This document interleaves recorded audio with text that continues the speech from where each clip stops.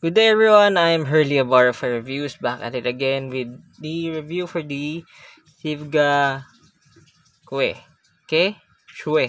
Yan yung tatlong possible tatlong possible na pronunciations nitong na itong ano na to, itong name na to. But I am really sorry and I would like to apologize first and foremost if mali yung pronunciation ko with this name. Kasi I am not a Chinese. Nor wala akong like pure Chinese friend for para i-translate to for me. So, para mas madali, and probably yun yung tama din, based sa kung ano yung hula ko, I'm really sorry again, I'd call this the Sivga Ke. Yan na lang, para mas madali. Okay? So, ang Sivga Ke, it means sparrow. Sparrow in English. Oo. Or sparrow in Chinese. Ke, yung tawag doon. Some sources na nakita ko, it can also be translated as a magpie. Pero I'm leaning to the sparrow kasi dalawang sources yung nakita ko for it. Okay? But before I proceed, I'd like to thank Sivga for sending this unit to me in an exchange for a very honest, transparent review. Rest assured na lahat ng reviews ko, first and foremost of course, and lahat niya, as in like literal from the start, is always based sa naririnig ko and sa naririnig din ng mga non-audiophile friends na wala silang like background sa audio na ito. Kasi syempre, as we all know, mataas yung tolerance ko sa upper frequencies, pero hindi naman ako bingi. I checked on that like last 3 months ago. Hindi pa naman ako bingi. Oo, pero ayun nga. I checked on it. And syempre para mas less bias, 'di ba? Baka sabihin kasi like inputs mo lang naman 'yan, paano yung sa iba. So, yun, I did my fair share when it comes to double measuring or double checking my findings. Pinapa-audition ko rin siya sa mga friends ko nearby. Okay? So, ayan, this won't be possible without Sivka, of course. And this is the first time na nakipag-collab sila sa akin. Or, yeah, nakipag-work sila sa akin. So, punta muna tayo sa packaging. The packaging is well done. Actually, all of this is well done. They did not need to go this hard sa price na to kasi all of this is around under $89. I believe it is around under 5,000 pesos. Oo, tas ganito ka-premium, ka-sophisticated yung packaging nila and everything. I'll explain it one by one, okay? So, ayan, Sivga Ke. Diba? Very pristine. Oh, medyo baliktad lang, but yeah. Ayan, yung specifications niya. By the way, this is 1DD as per specifications. Ayan, okay, 1DD, beryllium driver. It doesn't matter that much, to be honest. Sa pagte-testing ko ba to well. And yung accessories, man, it is kahit pa paano premium, 'di ba? May embossed nung name nila. Oo, sa most company sa price na to, which I understand naman, don't put their logo. Oo, kasi probably additional cost yun, and just either put a bag standard na case or pouch, 'di ba? Sa price na to, under 5,000 pesos mind you. But this one is meron pang faux leather case. And at the same time, hard siya. And ayun nga, my name. So it is a nice touch talaga. This speaks class and premium for its price, in my opinion. By far, ito yung parang pinaka-sophisticated na audition and na own ko under 5,000 pesos. So, hats off to Sivga for this one. And ayan yung kasama niyang accessories, 'di ba? Meron pang 2 sets ng ear tips. So, hindi sila nagtipid talaga dito for this Actually, in my opinion, parang generous pa sila eh. Oo. And this is the earphone itself. Kita mo naman, even the cable. See? Hindi tinipid yung cable. This is very uncommon sa price na to. Oo. Call me glazing over this or something, but I said what I said. this is very, very uncommon sa price na to. Even yung cable, yung cable is makapal. Yan, kita mo yan, makapal siya. See?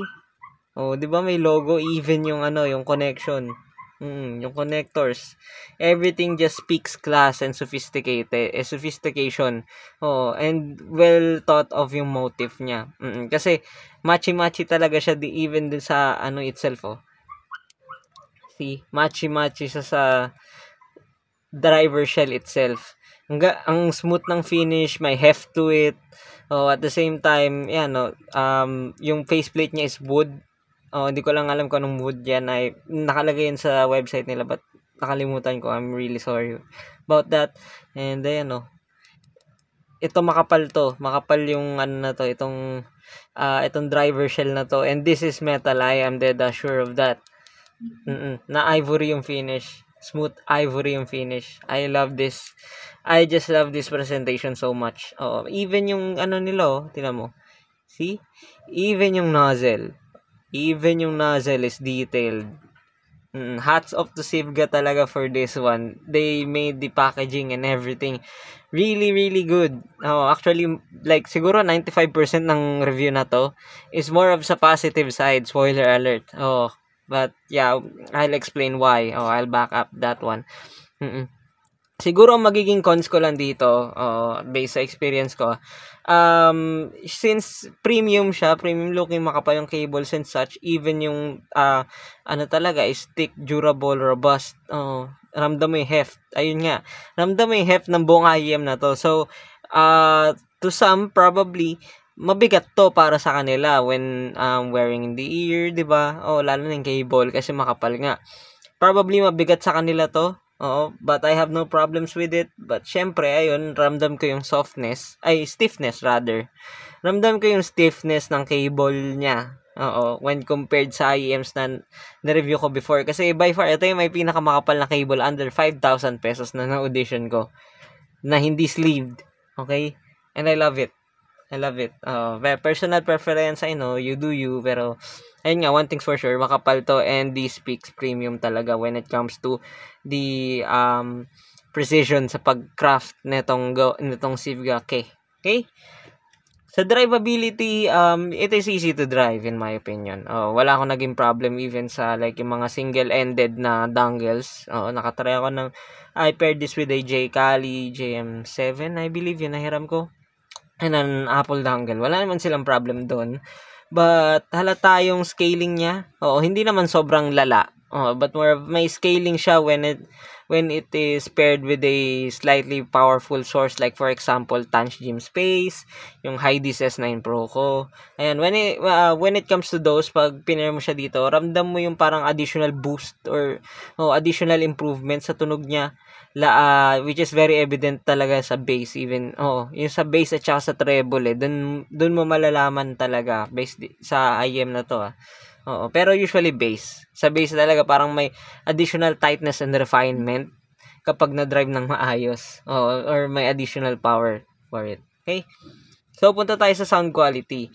Yung sound quality ng Sivga K is a neutral warm to me. Actually, may resemblance siya dun sa Latour SOA, which I really like.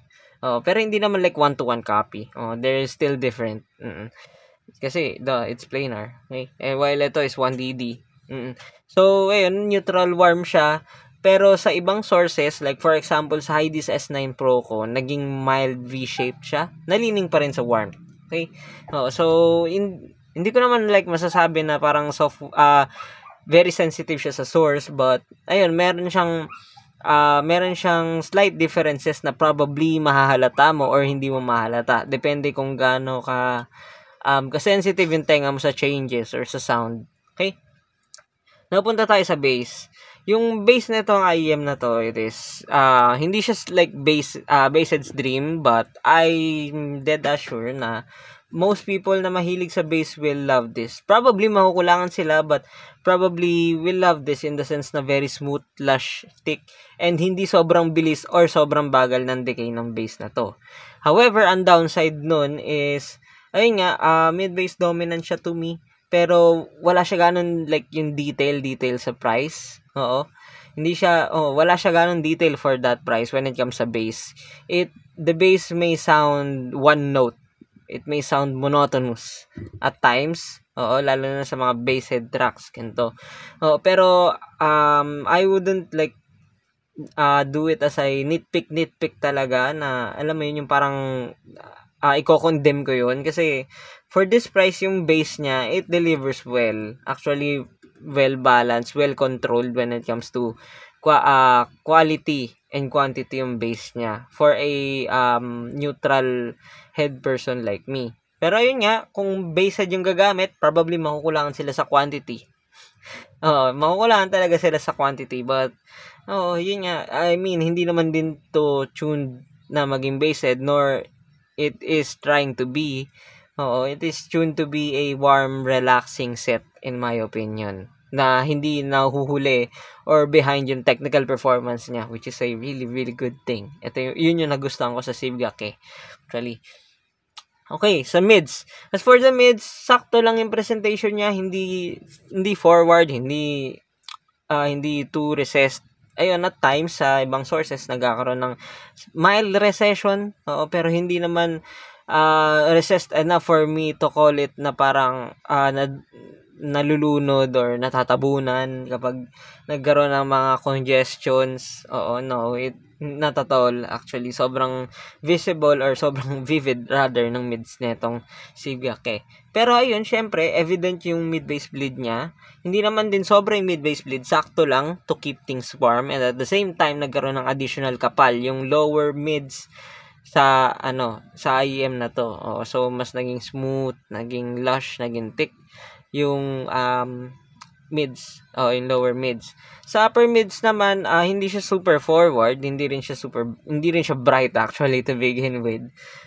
Andun naman yung tamang clarity, air, and sparkle of course, pero ayun nga, kaya ko siyang i-recommend na to almost everyone actually, unless na lang dun sa mga treble heads talaga, kasi wala tong sibilance, walang abnormal sibilance dyan, or walang added harshness or peaks, hindi rin siya chinun na maging ganon.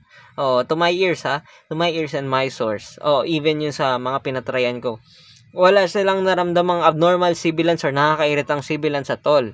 Kasama ako dun, which is a really good thing for most people, kasi most people na tatanong sa akin talaga, ask for, really, meron bang IEM for this price that doesn't have any sibilance?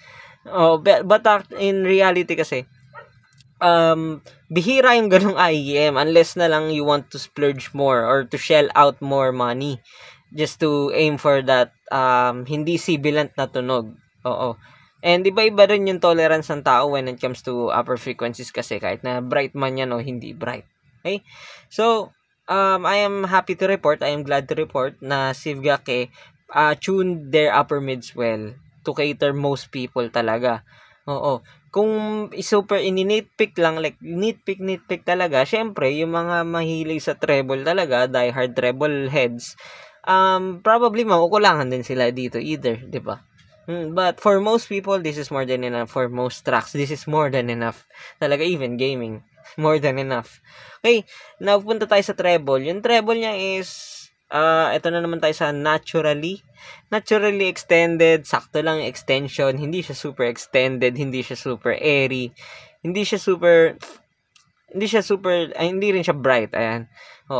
Like sa akin, sakto lang, but if pagaganahin yung preferences ko, an additional extension would be nice, an additional air would be nice, but at the same time, kung kayang hindi nadagdagan yung upper, yung brightness niya, para alam mo yun, na-retain pa rin yung relaxing na sound, please do. Pero ayun nga, wala na akong ini-nitpick sa na to, lalo na at this price. Sobrang maganda na yung tune nito. Maganda yung pagkakatono sa kanya ng Sivga. Hats off to that one. Okay? Now, punta tayo sa technical performance. Sa technical performance, I'd say na this isn't the most technical set sa price na to. No, not at all. I do believe din na hindi niya tinatry maging ganun. But it delivers a really well done or above average pa nga for my preference na technical performance price na to. yung soundstage niya is yung usual na bog standard wide with a good amount of height and depth. Pero ayun nga, above average. So yung separation, layering, and imaging niya, sobrang linis, sobrang precise. I really like that. I really really like that. Okay? Again, hindi siya yung parang pinaka-technical set talaga sa price bracket na to, under 100 USD. No. Hindi rin niya tinatry. Ang tinatry niya talaga is magkaroon ng very capable, very versatile na tunog for that price. Na makikita yung most ears, na alam mo yun, pang chill lang talaga, pang casual listening, to enjoy, kumbaga, but not to, sure, meron naman mga nag-enjoy na katulad ko na naghahanap ng flaws ng isang kanta, but at the same time, hindi naman lahat ng tao ganun. Majority ng people just want to enjoy their music. So I understand that. Ayun talaga yung parang tune na itong Sivgake. Okay? Ano pa ba? Yes, yung sa gaming, wala rin naman ako naging problems dito, although kasi sobrang limited na ng games na natatry ko within recently.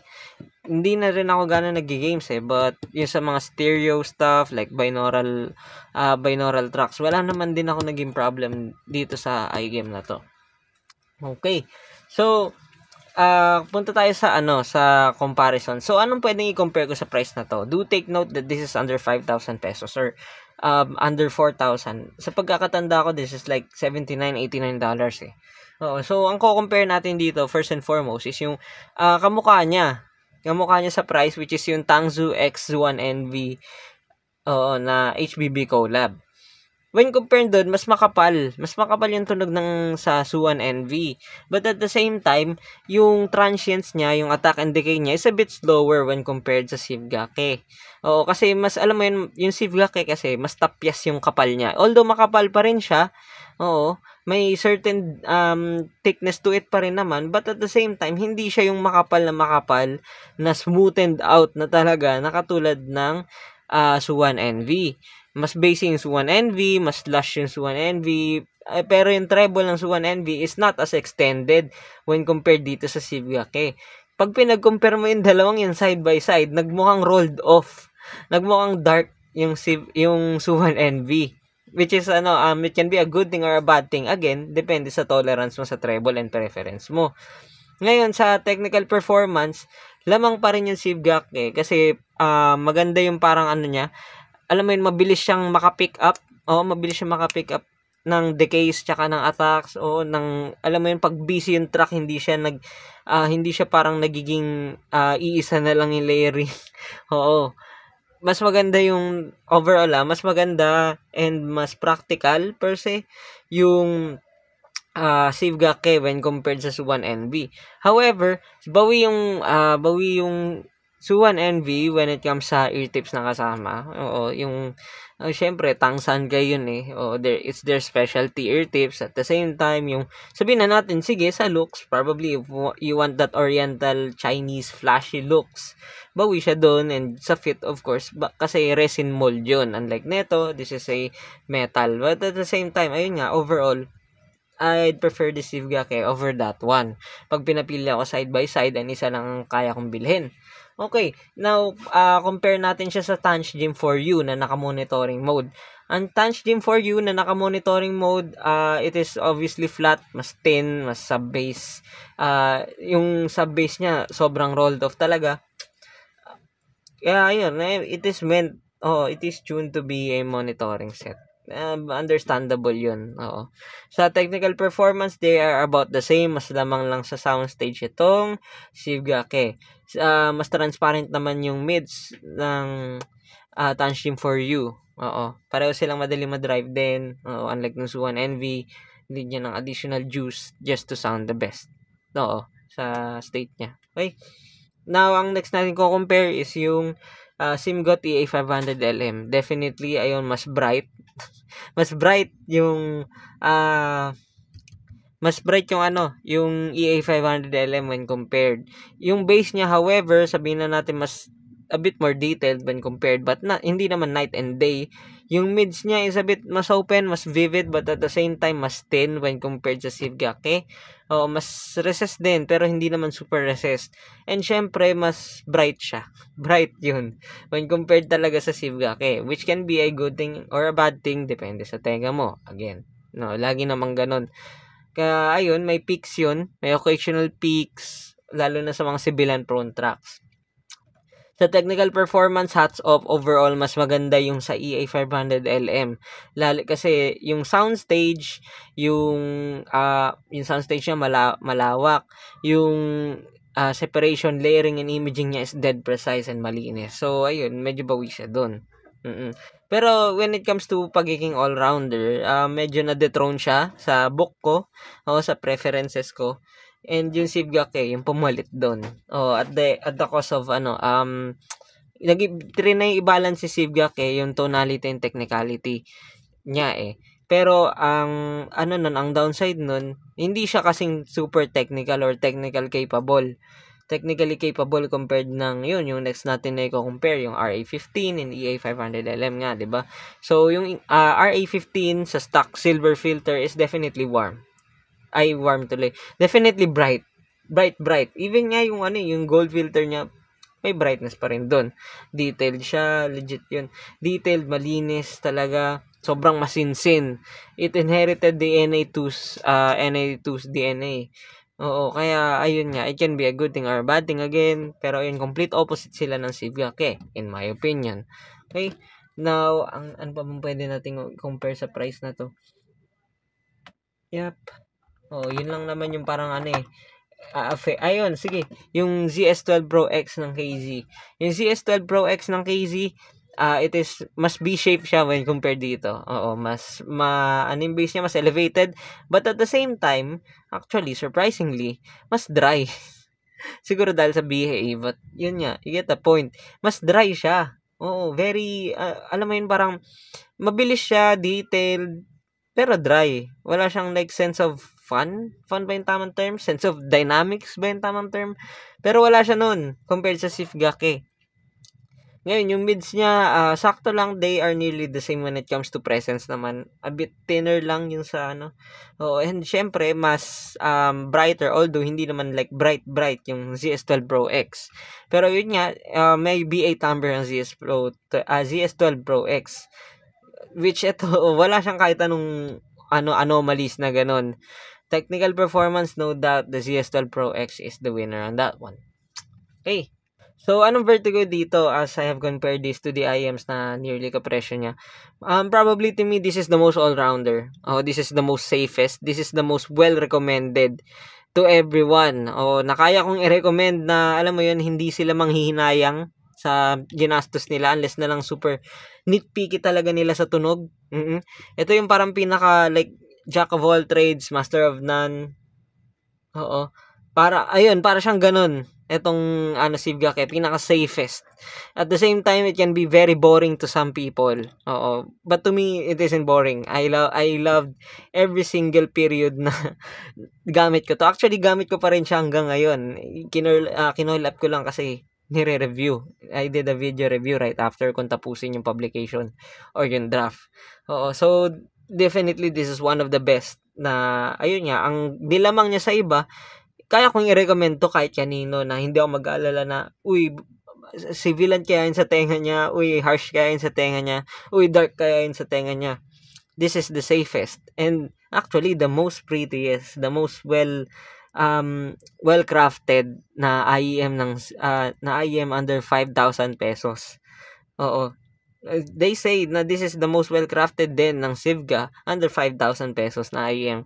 So, hindi pa kasi ako nakatry ng ibang Sivga IEMs and this is my first. So, this will leave a really, really excellent and good, excellent or very good impression sa akin na Sivga is a good brand and they hone their house signature na they like warm sets, yung warm na well done sets, hindi lang warm na parang mishmash na too warm na nag-sacrifice ng technicality over tonality. No, this is a well balanced set when it comes to tonal and technical performance. Hats off to Sivga for making this one. And probably, if pwede ako mag-shill, like, pag may nagtatanong, or yun nga, pwede mag-promote, I will promote this. Oo, kasi it's that good. Oh, again, hindi naman like unjustified yung hype ko, okay? Oo, for sure, some people will say na, the treble, kulang siya, the bass, kulang siya, yung mids is kinda recessive. Pero again, ulitin ko yung sinabi ko kung bakit ko siya hinhype. This is the most safest kasi, na parang alam mo yun, wala siyang major flaws when it comes dun sa price niya, na you'll be getting what you're paying for. Even nga, tingnan mo from the outside pa lang, paano pa yung tunog mismo, 'di ba? Oh, that is the safest. Kaya ako siya parang like pino-promote. Kasi kahit again, for the third time, I believe, second time. Anong tawag doon? Kaya ko siyang i-recommend kahit like nakapikit ako or hindi ko alam yung preferences ng tao, 'di ba? Mm. For sure hindi sila like masasayangan dito or manghihinayang na, ay, hindi pala pasok sa akin 'to. Oo. Ang maisip pa nga nila, hey, baka magsasawa ako sa tunog nito kasi safest siya. At the same time, alam mo yun, wala siyang like yung glaring na highlight. Kumbaga, ang pinaka-highlight niya itself is pinaka-safe siya. At the same time, siya yung pinaka-versatile na 1DD na IEM na narinig ko under 5,000 pesos, and that's it. So, if you want the safest, if you want to listen to your music with feelings, ayan, or with emotions, 'di ba? Get the Sivgake. It is well done for this price.